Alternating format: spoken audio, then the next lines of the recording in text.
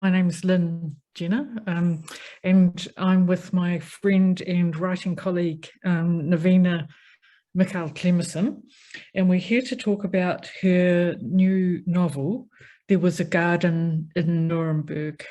And here we have an audiovisual display of the novel in question. Thank you, Navina. And this book is published by Amsterdam publishers who, as you might expect, are based in the Netherlands.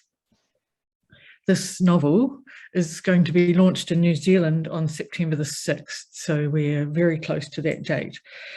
Navina and I are both in New Zealand, and you're in Wellington, the capital city, and I'm about as far away as you can get and still be in the same country. I'm about 880 kilometres away on a farm in the far north of New Zealand. So that's why we're not in the same room. I've known about this project of yours for a long time, and I've seen the work in different stages, and am absolutely delighted that the work is at a point where it can be shared with other people now. And I just want to say, as a lead into our discussion, that I think it's an enormous achievement. I think for anyone who's interested in the Holocaust as a period, the novel is authoritative and has real depth. And for readers who are not coming to it from that kind of interest, but coming from an interest in the novel, I think you're going to find this a very satisfying read. It's got an amazing evocation of a place and a time and a way of life, and the characterization is stunning. I've made it very clear where I stand on this book. I think it's terrific, and I think that readers with an interest in the Holocaust and readers who like good novels will both find this an attractive proposition. So Thank you very much for your kind words, Lynn. I really appreciate the support, and it's wonderful. Well, yeah, it's a great book. It's really good that it's a book that now exists. So what we're going to do now is I'm going to ask Navina about some of the background to the book. And I mean, acknowledging here that all writing has background. And what we're going to look at particularly here is the story of the novel, the factual story that lies in behind the novel, and the project of writing the novel. And included in the project of writing is the element of research, which in this case is really, really significant, and I hope we get a chance to talk about that. So that's what we're going to do.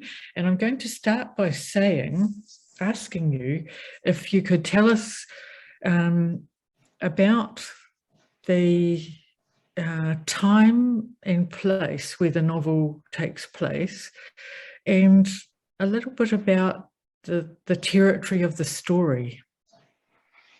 Okay, the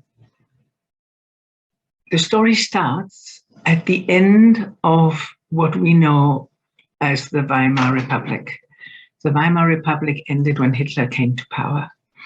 And so for 15 years, Germany had been a democracy. They called themselves the German Republic. They didn't call themselves the Weimar Republic. That was Hitler's name for it. And that was to end with Hitler's ascension to power. At the time, so the story takes place within a Jewish context. This is a Jewish family that we're concerned with. The Jews had been citizens, full citizens in Germany for about 50 years only.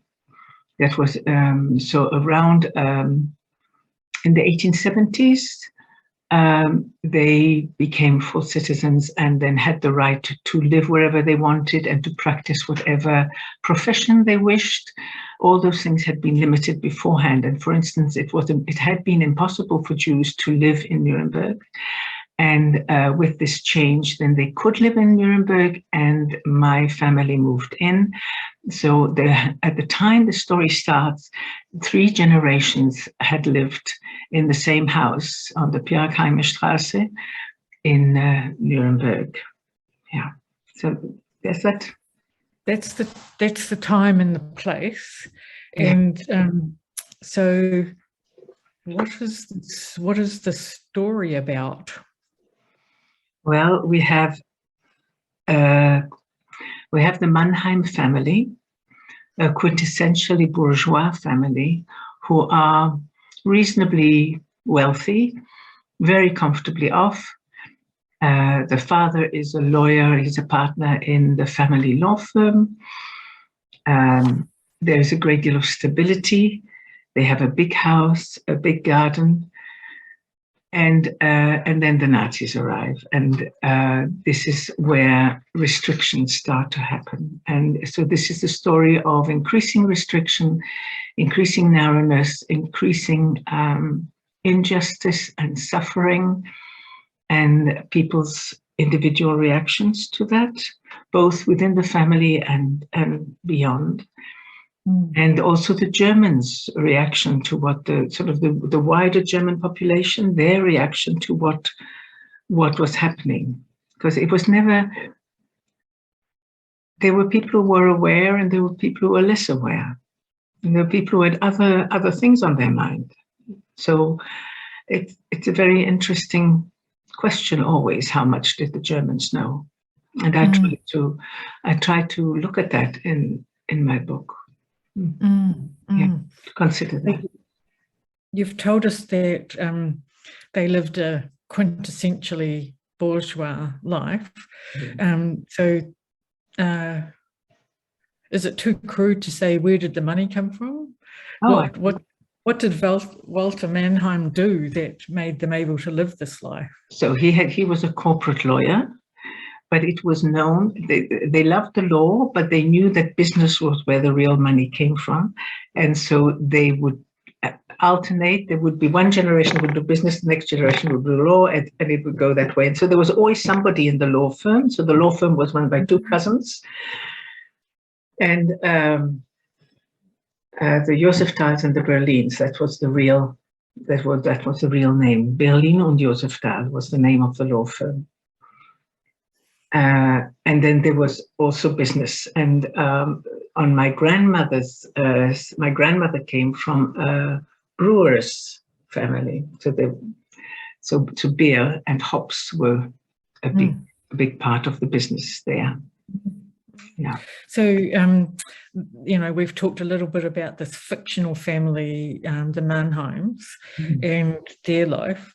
So your own family, which you've just alluded to, does come from Nuremberg, and their life was, well, shall I say, similar to this, similar to the Mannheims. Can you tell us a bit about how the factual information of your own family has informed the novel? Well, I started off just trying to write a memoir. When I first started writing, I thought I would write a memoir based on what I knew.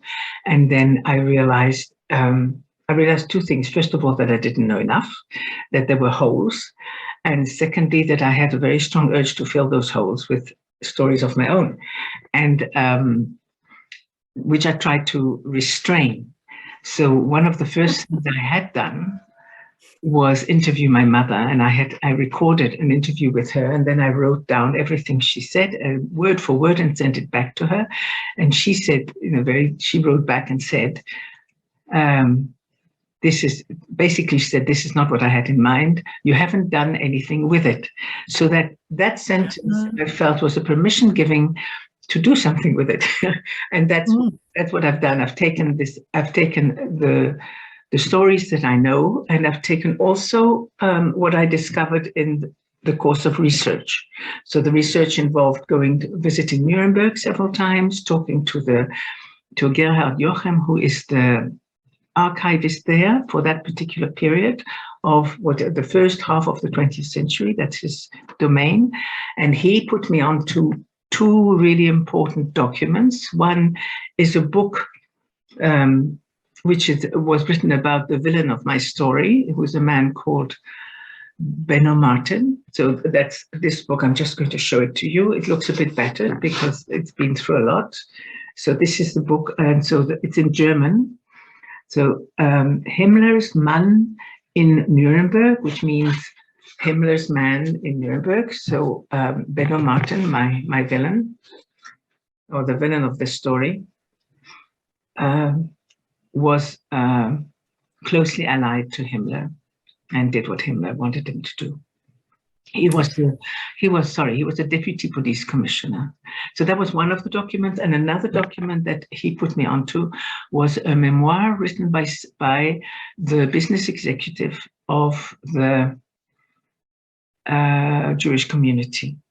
There was a man called Bernhard Kolb, and he had a most fantastic memory, and he survived the whole era, ended up in Theresienstadt, and after he came out of Theresienstadt, he sat down and wrote down everything he remembered.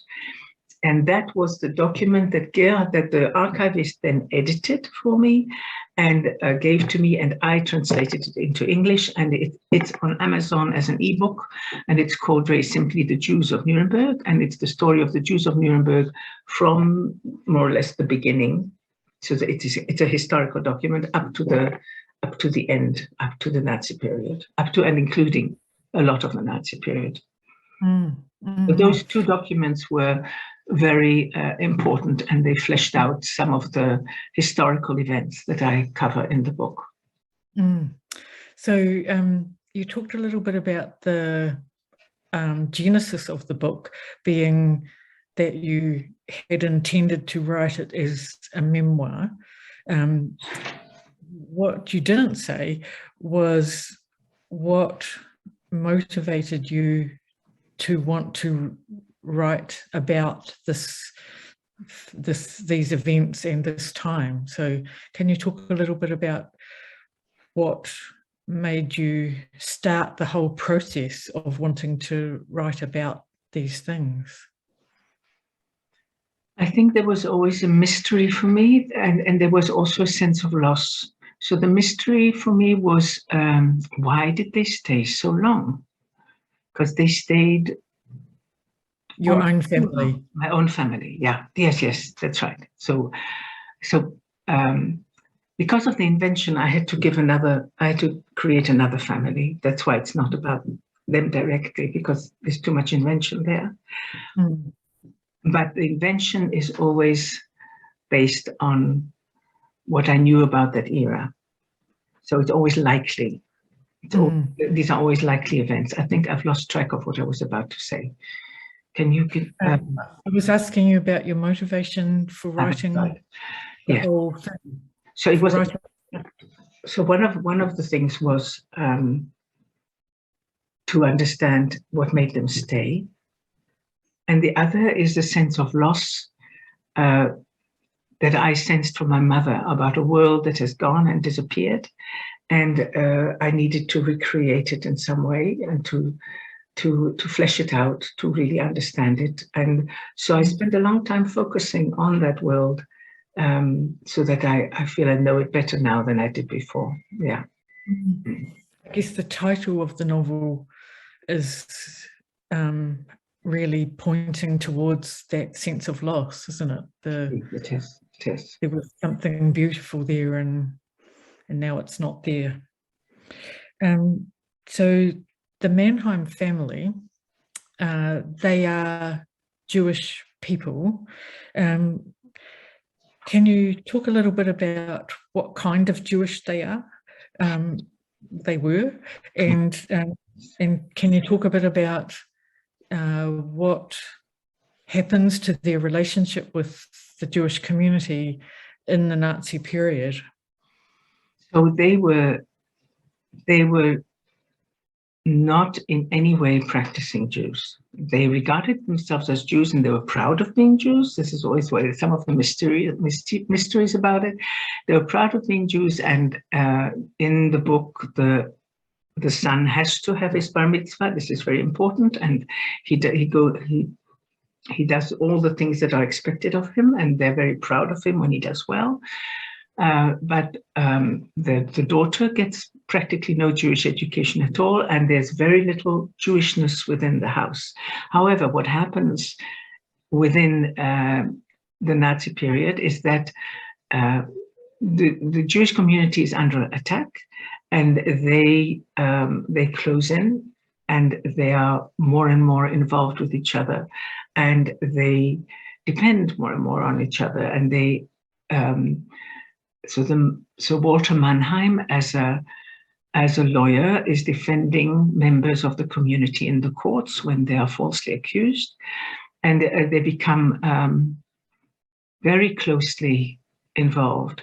So what also happens is, because the community was increasingly isolated and unable to have any contact with anyone who was not Jewish, because after the Nuremberg law that became illegal, more or less. You could not have any contact with anybody Jewish. They would meet every Saturday at the synagogue, and the synagogue would be packed because everybody came. There was no way of getting news about anything, because the Nazis had also put a stop to the various newsletters that the community published for their own people about you. So you wouldn't know about the births, marriages, and deaths unless you went to the synagogue and somebody could tell you directly. And all this was under the surveillance. So within the synagogue, there were also Nazis watching the whole time. So the community was who you turned to for help. The community supported each other as much as they could. So in that sense, they were very strongly Jewish. They loved their community. So one of the parts of the novel that I found most extraordinary is the evocation of the day-to-day life of the Mannheim family. So their preoccupations, their meals, their objects, their relationships with each other and with their friends and family and so on. So how did you come to know so much about their way of life? I think my main source was my mother. I mean, originally when somebody asked me this question the first time about this book, I was taken aback because I was not aware that I knew particularly much. I just put what I knew. And so I had to ask myself the question, where does this come from? And I think it's first of all my mother. She used to talk about her childhood a lot.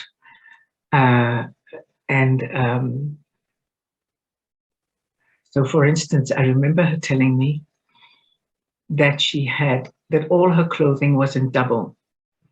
Yes, it's an extraordinary detail. I know, it is. And she said, I was so clumsy, she explained to me, and she was clumsy even as an adult. I was so clumsy, and I always got myself dirty, and I tore my clothes, and my mother was always ashamed of me. So there was this rule that as soon as she damaged her clothing, she had to go to the maid and be changed into the identical garment, so that nobody would realize how dirty she was, and that is what they did. And so this is where the seamstress comes in, because the seamstress is again a person that I made up, and she serves a purpose as well. I mean, I made her up because my mother told me my mother told me all our clothes were sewn for us by a seamstress. So I knew there was such a person. So I invented her, and I'm very fond of her. She's one of my favorite characters in the book. So you've talked a little bit about the stories and that you had interviewed your mother. Were there other sort of family records that you had access to? Yes, both. So my uncle wrote a great deal about it. My grandmother wrote, and my mother, and they all wrote about their experiences. And those, and I had access to those documents. I also knew my grandparents after the war. They were living in London at the time, and they were nowhere near as wealthy as they'd been before. But there was a certain style of doing things, and I was aware of that. And another source, I think, may have been from friends of my parents. We lived in my childhood. My family lived in the Alsace. So my mother and my father and my sisters and I, we lived in the Alsace, which is in France, near the German border, and not that far from Nuremberg, to be honest. And my parents had friends who lived very much in the style that I think the Mannheims lived in. They had a big house and a big garden, and we used to go there. So I had an idea of the attention that was paid to various details of how the table was laid, how things were how things were done. Yeah, that was where it comes from. Yeah.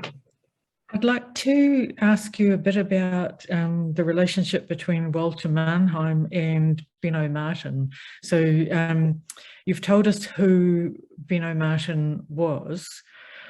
What was the relationship between the two men like, and why is that so important? There was a basic trust and intimacy between the two of them, and that I think comes from the time that they were. That comes from World War One. They spent 4 long years fighting and risking their lives, and they saw each other in very difficult circumstances. They knew each other through and through. I've often wondered if, for instance, whether my grandfather once did anything to help Benno in some way, that Benno Martin felt that he owed my grandfather in some way. Yeah, in some way. And that was why my grandfather was so convinced he could count on him, even though Benno turned into a Nazi, an SS. Yeah. Yeah. So, I mean, we can't go into that anymore right now, but we can just say that side of the story is a really interesting dynamic and something that's possibly sort of, quite unique to that period. I wanted to just ask you a little, if you just say a bit about... Just say that I think that this is common to fighting men. And I've lived in Israel as well, and I've seen men men I know who have been in wars, and they have a very special relationship with the men they fought with. It's not camaraderie that doesn't touch it. That's far too superficial. There's a very deep commitment to each other. So in this case, their lives had, in the case of Benno Martin and Walter Mannheim, their lives had taken them dramatically apart, and you might think in opposition to each other in the time of the book, but that underlying connection is still there. Yes.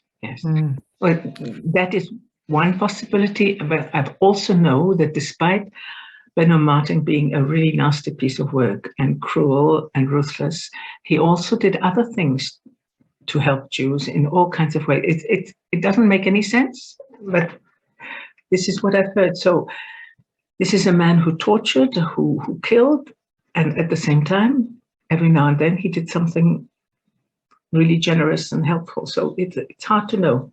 Who knows? Who knows? It's difficult. I guess that's one of the really interesting and satisfying things about reading the novel, that nothing in it is simple. The people's lives are complex, their relationships are complex, and it's extremely interesting to read that. I wanted to just ask you about sort of ethics and conventions in relation to writing about this kind of period. So were there aspects about writing about it that you weren't prepared for, or that you were trying to keep in mind? Or, you know, can you just talk a bit about how what you felt as a writer as you were doing this work? I had a sense of responsibility. So I want to say to whoever reads it that I did my best when I created things which I did not know about. When I had to embroider, I always chose what was likely according to what I knew. So I had a sense of responsibility to do that. However, I think I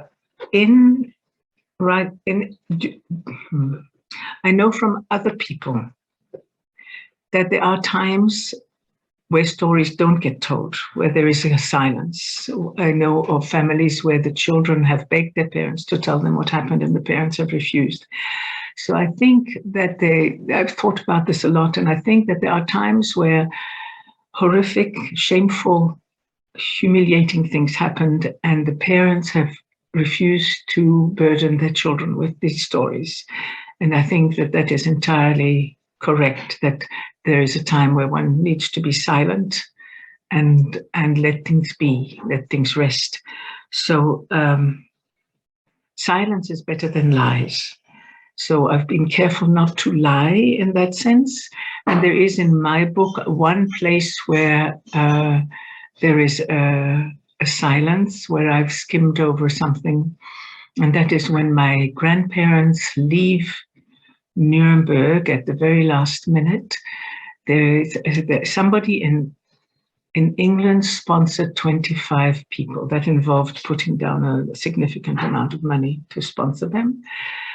And I do not know how those 25 people were chosen. There were at the time, from an original community of 10,000 people, 10,000 Jews in Nuremberg, there were 2,000 left. And 25 of those could leave on this list. And my grandparents were among them. And I do not know how they chose those 25. And I think it must have been absolutely horrific to have to make that decision. Whoever made the decision would not sleep well, I'm sure, for the rest of their lives. Very difficult. So that is something I gloss over in my book. Because I have no idea how it happened, and I considered inventing something, and I thought I can't. It's just too difficult to, yeah. So I didn't. I noticed when you were talking about that you actually talked about your grandparents, and so and they made their names made it onto this list, which allowed them to leave. The same thing happens to the Mannheims, doesn't it? Yes, that's right. Yes. Yeah. So sorry, for me, there's hardly any difference between the two. Yeah. So I just thought I'd, mention that there's the real story, the true factual story. Yes. And that resembles what happens to the Mannheim family to a very large extent. Yes, it does. Yes. Okay. So, yeah, it's a novel because you had to make up some parts. Yes. Is that right? Yes, yeah. that's right. Yeah, my teacher was Renee, who is a well-known and much loved New Zealand writer. And I was very lucky to have her. And I remember coming in to the class and saying, Renee, I think I have to make this into a novel. And her whole face brightened up and she said, I was hoping you'd reach that decision. So she never said a word, but she let me get there by myself. Yes. It was, that's a lovely story. Yeah. How long has it taken you to write this book? My mother died in 2001. And I think that's when the whole thing, that's when the whole thing started. That's when I went to Nuremberg for the first time. And then I wrote to you, I sent you a description of my book, I remember, and I was so proud of my writing, and you wrote back with some critique, and I was really surprised that you weren't blown away by my writing, that they were I've kept your critique. It was very good. Thank you very much. Altogether, I mean, you're the one who set me on the way, because you said to me, there is this course of Renee that Renee's giving. I think you should come. And so on the very last day, I registered, and that was thanks to you. Yes, and that started me on my journey. So it could be 15 years, 17 years that I've been writing. I don't know, a long time. Well, I guess, what that means, a lot to me as a writer, in terms of how long it takes to really do things, but also how long, how old, and yet how fresh the story is. So these things that happened, in the 1930s, they're still being written about and thought about and lived, the consequences lived through all these years later. Yes. So I just want to finish up now by just talking a bit about the sort of practical details of the book. So for anyone who's gotten lost in our discussion, the book is called There Was a Garden in Nuremberg, Navina Michal Clemerson. It's going to be available at the Wellington launch, and as is the custom, there's a special price for people who buy it at the launch. The book is also going to be available on Amazon as an ebook, as a paperback, or as a hardback. And I've been very explicit right from the start that I'm here to encourage you to buy the book and share the book and read the book, because there's things to be learnt about all sorts of parts of life in this book. So congratulations, Navina, and see you at the launch. Thank you very much.